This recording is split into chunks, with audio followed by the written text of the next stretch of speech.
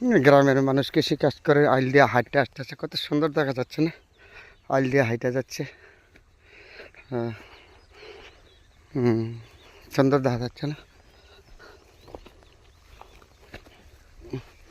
আমিও হাইটে যাচ্ছি এই আইল দিয়া।